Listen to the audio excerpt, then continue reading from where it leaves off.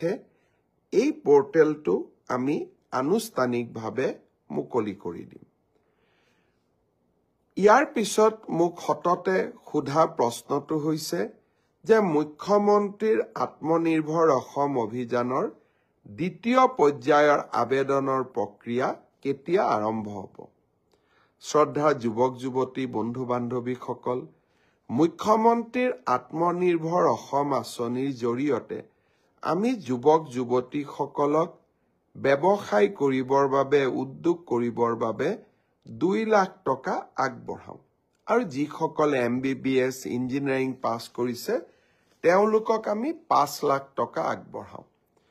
যোৱাবাৰ আমি 25,000 যুৱক যুৱতীক ইতিমধ্যে 1 লাখ টকাকৈ আগবঢ়াইছো আৰু তেওঁলোকৰ গোটেই ব্যৱসায় উদ্যোগ কেনেকৈ চলিছে তাক সৰজমিনভাৱে তদন্ত কৰাৰ পিছত 2025 চনত তেওঁলোকক আমি আৰু 1 লাখ টকা দিবৰ বাবে চেষ্টা কৰিম।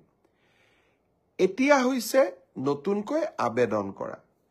ইতিমধ্যে 1,54,000 যুৱক যুৱতীয়ে নতুনকৈ এই আত্মনিৰ্ভৰ অভিযানৰ বাবে আবেদন কৰিছে।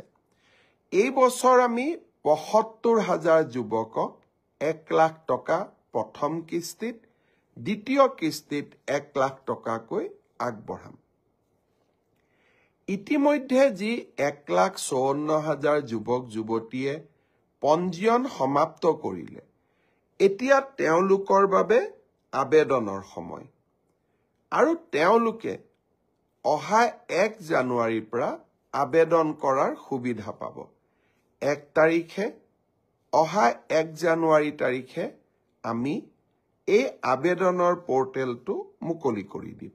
মিউচুৱেল ট্ৰেন্সফাৰৰ পোৰ্টেলো মুকলি হ'ব আৰু সমান্তৰালভাৱে মুখ্যমন্ত্ৰীৰ আত্মনিৰ্ভৰ অভিযানৰ আবেদনৰ পোৰ্টেলো আমি 1 জানুৱাৰী তাৰিখে মুকলি কৰি দিম। ইয়াৰ পিছত আৰু এটা বিশেষ কথা মই আপোনালোকক জনাব খুজিছো। লখিমপুৰৰ কেবিনেটত